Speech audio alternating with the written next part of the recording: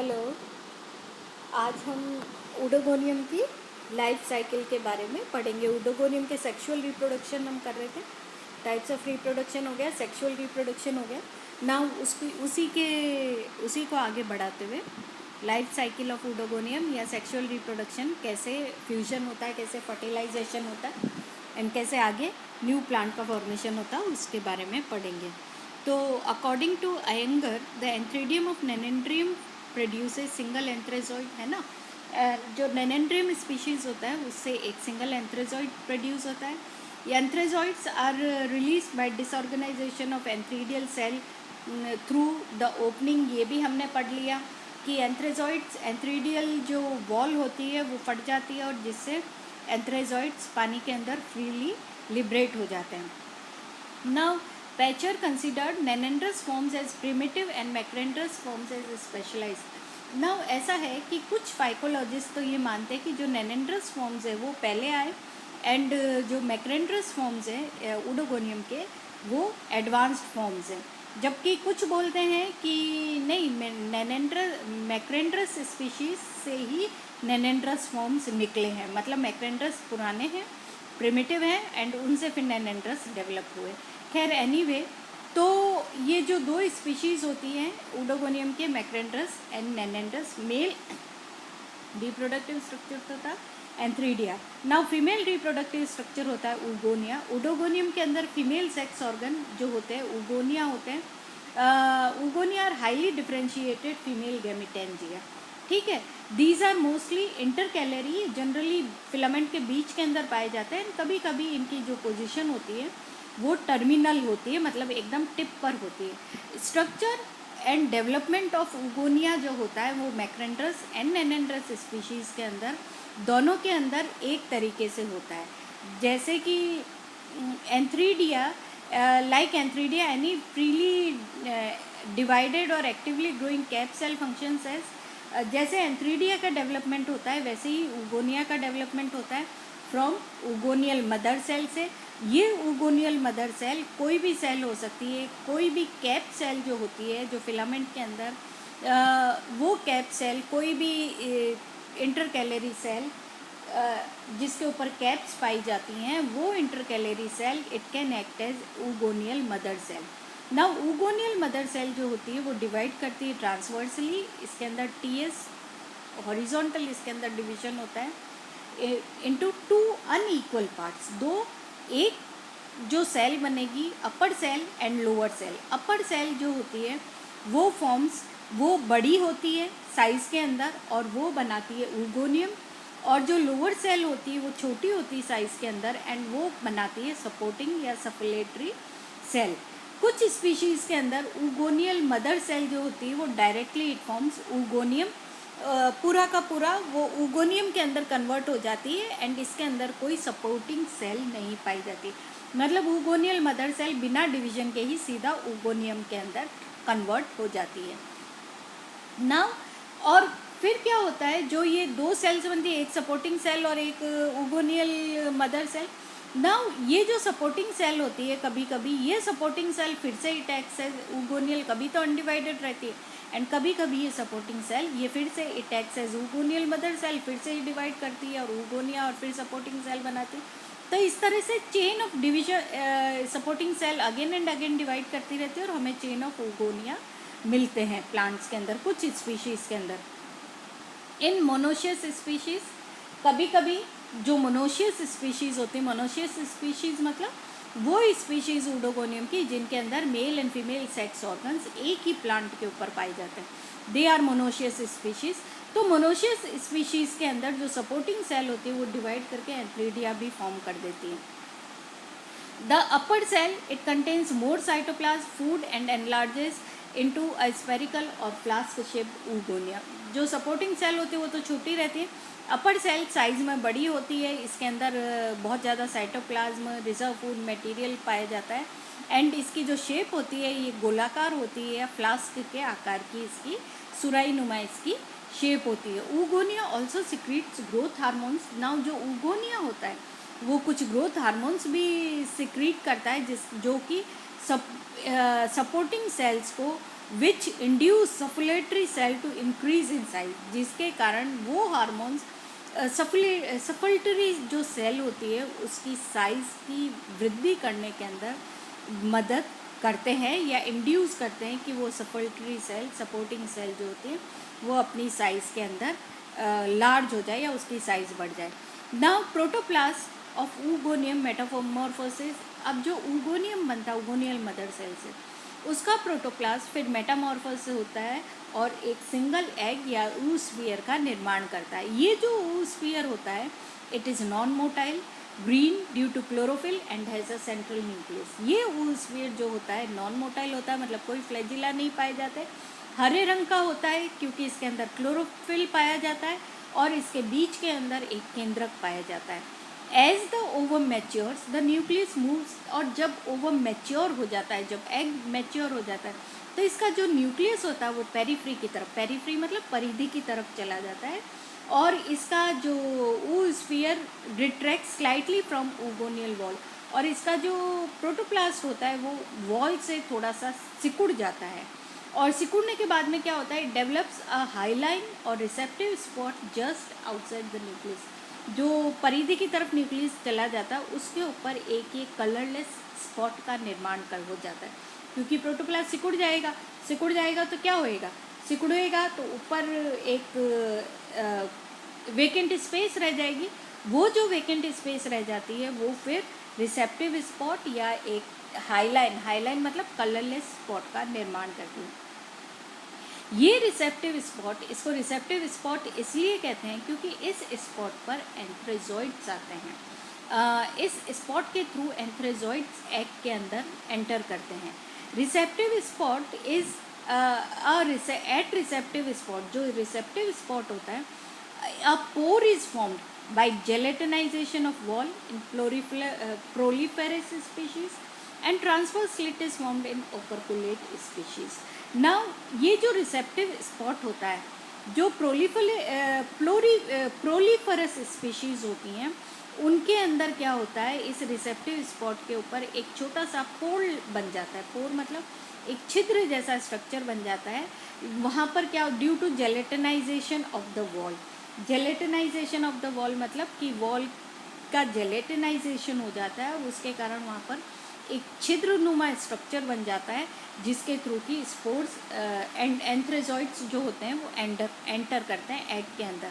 और जो ओपरकुलेट स्पीशीज़ होते हैं, ओपरकुलेट स्पीशीज़ मतलब वो स्पीशीज़ जिनके ऊगोनिया के ऊपर ओपरकुलम मतलब एक ओपनिंग पाई जाती है, उनके जो ओपरकुलेट स्पीशीज़ होती हैं उनके यहाँ पर रिसेप्टिव स्पॉट पर एक ट्रांसवर्स स्लिट इज फॉर्म्ड, एक कट जाता है, ट्रांसवर्सली एक छोटा सा कट हो लग जाता है इसके ऊपर, रिसेप्टिव स्पॉट के ऊपर।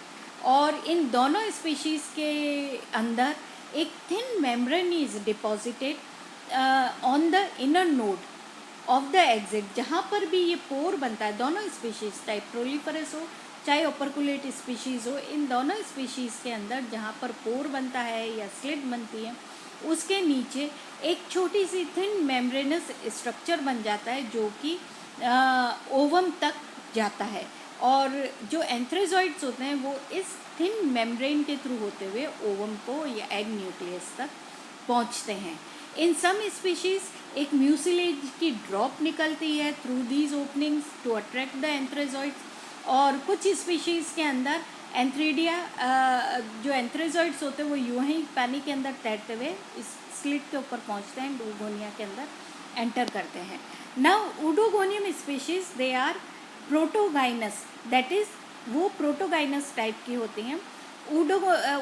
The oedogonium species are protogynous type in macrandrous, जो मोनोशियस मैक्रेंडस ऊडोगोनियम के अंदर जो मोनोशियस स्पीसीज़ होती हैं जिनके अंदर antheridia and oogonia same plant के अंदर पाया जाता है, वो स्पीशीज़ जो होती है वो प्रोटोगाइनस टाइप होती है। प्रोटोगाइनस मतलब कि उनके अंदर ऊगोनिया का जो डेवलपमेंट होता है वो एंथ्रीडिया के पहले होता है, मतलब ऊगोनिया पहले बनता है और फिर एंथ्रीडिया बनता है, ताकि क्या होए कि फर्टिलाइजेशन आसानी से हो सके। तो ये तो है structure of oogonia. Now fertilization, कैसे इनके अंदर निषेचन होता है। मैच्योर एग जो होता है वो कुछ केमिकल सब्सटेंसेस सिक्रीट करता है, या क्या होता है वो कोई म्यूसिलेज सिक्रीट करता है, और वो म्यूसिलेज फिर उसके ऊगोनिया जो ऊस्फीयर होता है उसके पोर के थ्रू बाहर निकलती है, एंड वहाँ पर एंथ्रेजॉइड्स आकर के चिपक जाते हैं, वो ऊगोनियम के अंदर एंटर करते हैं एंड एग को फर्टिलाइज कर देते हैं। नाउ खूब सारे एंथ्रेजॉइड्स ऊगोनिया के अंदर एंटर करते हैं, लेकिन only one male antherozoid is able to fuse with the egg nucleus. केवल एक एंथ्रेजॉइड एग न्यूक्लियस के साथ में फ्यूज होता है, और फ्यूज़ होने के बाद में क्या होएगा, पहले प्लाज्मोगेमी होती है, फिर कैरियोगेमी होती है। पहले दोनों का प्रोटोप्लाज्म फ्यूज़ होता है, उसके बाद में दोनों के न्यूक्लियाई फ्यूज़ होते हैं। Now male and female nuclei पहले तो हैप्लॉइड होते हैं, मतलब उनके अंदर एक्स नंबर ऑफ क्रोमोसोम्स होते हैं, लेकिन जब उनका फ्यूजन हो जाता है तो उसके बाद में जो स्ट्रक्चर बनता है उसको कहते हैं जाइगोट, और उस जाइगोट के अंदर जो न्यूक्लियस होता है वो कैसा होएगा, 2x नंबर ऑफ क्रोमोसोम्स हो जाएंगे, तो वो डिप्लॉयड हो जाता है। नाउ जाइगोट जो बनने के बाद में it secretes thick wall around itself and forms oospore। Zygote जो बनने के बाद में, फ्यूजन होने के बाद में जाइगोट बनता है, और zygote egg converts into zygote, और वो जो जाइगोट होता है उसके चारों ओर थिक वॉल का डिपॉजिट सिक्रीशन हो जाता है, और इसको फिर oospore कहते हैं। The colour of oospore changes from green to reddish brown. oospore का कलर अब हरे से रेडिश ब्राउन हो जाता है। oospore is liberated by disintegration of the oogonial wall। Now structure of oospore। oospore का स्ट्रक्चर कैसा होता है, संरचना कैसी है, तो oospore it is globular reddish brown in color, गोल होता है, रेडिश ब्राउन कलर का होता है, एंड इसकी जो oogonal wall होती है वो 3 लेयर्स की बनी होती है, कभी कभी 2 लेयर्स की बनी होती है। Outer most layer may be smooth, कभी कभी स्मूथ होती है, लेकिन जनरली इट इज़ ऑर्नामेंटेड, मतलब इसके ऊपर पिट्स, रेटिकुलेशंस, स्पाइंस, रिब्स, फ्लेंजेस, ये सब पाए जाते हैं। ठीक है, ornamentation of oospore is of taxonomic, और इसका ऑर्नामेंटेशन कैसा है, इसके ऊपर पिट्स पाए जा रहे हैं, इट इज़ रेटिकुलेट, इसके ऊपर स्पाइंस पाए जा रहे हैं, क्या पाए जा रहे हैं, उसके बेसिस पर हम oogonal स्पीशीज़ को भी हम आइडेंटिफाई कर सकते हैं।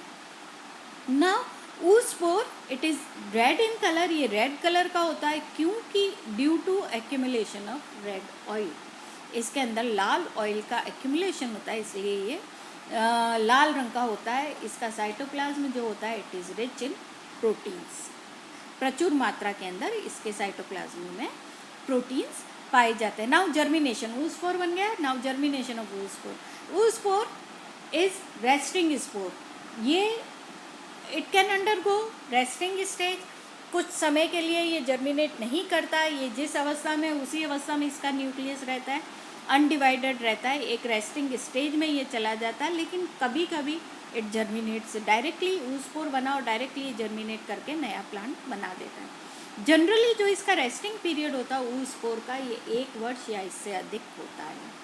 ठीक है, नाउ जाइगोट, कुछ कहते हैं कि जाइगोट को चिलिंग पीरियड की रिक्वायरमेंट होती है बिफोर जर्मिनेशन, एंड कुछ कहते हैं जर्मिनेट्स डायरेक्टली, तो स्पीशीज़ पर निर्भर करता है।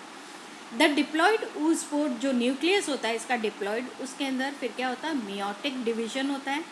मियोटिक डिवीजन होकर के 4 न्यूक्लियाई बनाते हैं, हैप्लॉइड न्यूक्लियाई बनते हैं बिफोर जर्मिनेशन। ये चारों हैप्लॉइड न्यूक्लियाई जो बनते हैं, each daughter protoplast, 4 haploid daughter protoplast बनते हैं। Each daughter protoplast metamorphosis into a zoospore which is also called zoomeiospore, उसको ज़ूमियोस्पोर भी कहते हैं। ये 4 ज़ूमियोस्पोर बन गए एक जाइगोट के अंदर।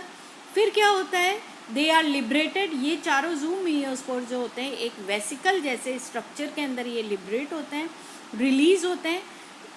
कुछ समय पश्चात वेसिकल जो इसके ऊपर चारों ओर कवरिंग होती है वेसिकल नुमा, वो डिसअपियर हो जाती है, और ये ज़ूस्पोर्स ये फिर थोड़ी देर स्विम करते हैं, या फिर ये जर्मिनेट करके नया ओडोगोनियम का प्लांट बना देते हैं। कुछ स्पीशीज़ के अंदर जो 4 न्यूक्लियाई बनते हैं, वो चारों न्यूक्लियाई में से कुछ तो डिसइंटीग्रेट हो जाएंगे और केवल एक ही प्लांट सरवाइव करता है, और वो फिर ओडोगोनियम का प्लांट बनाता है। इन हेट्रोथैलिक फॉर्म्स के अंदर जो 4 न्यूक्लियाई बनते हैं उनमें से 2 तो मेल प्लांट का फॉर्मेशन करते हैं, 2 फीमेल प्लांट्स का फॉर्मेशन करते हैं. Under certain conditions meioaplanospores are formed instead of zoomeiospores. कुछ कंडीशंस के अंदर, कुछ स्पीशीज़ के अंदर मियोएप्लेनोस्पोर्स भी बनते हैं मियोज़ूस्पोर्स की बजाय. मियोज़ूस्पोर्स जो होते हैं वो तो क्या होते हैं, they are meiozoospores, they are generally flagellate structures, जबकि एप्लेनोस्पोर्स जो होते हैं they are non flagellate structures. तो कुछ स्पीशीज़ के अंदर तो मियोज़ूस्पोर्स बनते हैं जो विच आर फ्लैजिलेट, और कुछ स्पीशीज़ के अंदर मियोएप्लेनोस्पोर्स भी बनते हैं विच आर नॉन फ्लैजिलेट. ठीक है, तो इस तरह से ज़ूस्पोर जो बनता है वो जर्मिनेट करके और नया प्लांट बनाता है. Now life cycle of oedogonium. Oedogonium का जो थैलस होता है वो हेप्लॉइड होता है. Then the life cycle is haplontic type of life cycle. इसकी जो डिप्लॉइड स्टेज होती है इसकी लाइफ साइकिल के ओनली अंदर, वो केवल एक जाइगोट वाली अवस्था होती है. जाइगोट इज डिप्लॉइड, बाकी इसकी सारी अवस्थाओं के अंदर जो न्यूक्लियस होता है वो हेप्लॉइड होता है. नाउ जो इसका जाइगोट का जो न्यूक्लियस होता है वो मियोटिक डिवीजन करके मियोज़ूस्पोर्स बनाता है और वो फिर हेप्लॉइड थैलस का निर्माण करता है. नाउ इसके उडोगोनियम की जो स्पीशीज़, जो इसकी लाइफ साइकिल है वो मैक्रेंड्रस फॉर्म्स के अंदर कैन बी मोनोशियस. वो दो, इसके अंदर लाइफ साइकिल के अंदर 2 फॉर्म्स होते हैं इसकी, इसलिए इसकी लाइफ साइकिल में कुछ वेरिएशन दिखाई देते हैं. 2 फॉर्म्स कौन से होते हैं, macrandrous and nannandrous forms. Macrandrous forms जो स्पीशीज़ के होते हैं दे कैन बी मोनोशियस और होमोथैलिक. अगर इसके antheridia and oogonia same plant पर पाए जाते हैं तो ये होमोथैलिक होती हैं. And if they are found और डायोशियस या heterothallic if antheridia and oogonia are produced on separate plants. वो अलग प्लांट्स के ऊपर होते हैं तो वो हेट्रोथैलिक स्पीशीज़ होती है. नेनेंड्रस फॉर्म्स के अंदर क्या होता है, ड्रॉप मेल प्लांट्स होते हैं. They are produced by germination of androspores के जर्मिनेशन का, जैसे हमने पहले किया, इसका आपको ध्यान होगा सेक्सुअल रिप्रोडक्शन के अंदर. और in gynandrosporous nannandrium forms androsporangia and oogonia formed on same filament. Same filament के अंदर एंड्रोस्पोरेंजिया और उगोनिया बनते हैं, इसलिए उसको गाइनेंड्रोस्पोरस फॉर्म कहते हैं. इन आइडियो एंड्रोस्पोरस नेनेंड्रियम फॉर्म्स एंड्रोस्पोरेंजिया एंड उगोनिया जो होते हैं वो अलग अलग प्लांट्स के ऊपर बनते हैं. तो ये इसकी उडोगोनियम की लाइफ साइकिल के बारे में है. ठीक है, ये इसके डायग्राम से लाइफ साइकिल की स्पीशीज़ को समझाते हुए, ये देखो इसके नेनेंड्रस गाइनेंड्रोस्पोरस फॉर्म्स है, ये नेनेंड्रस आइडियो एंड्रोस्पोरस फॉर्म्स है. इस तरह से ये इसकी उडोगोनियम की लाइफ साइकिल के ये डायग्राम्स हैं. ठीक है, ओके.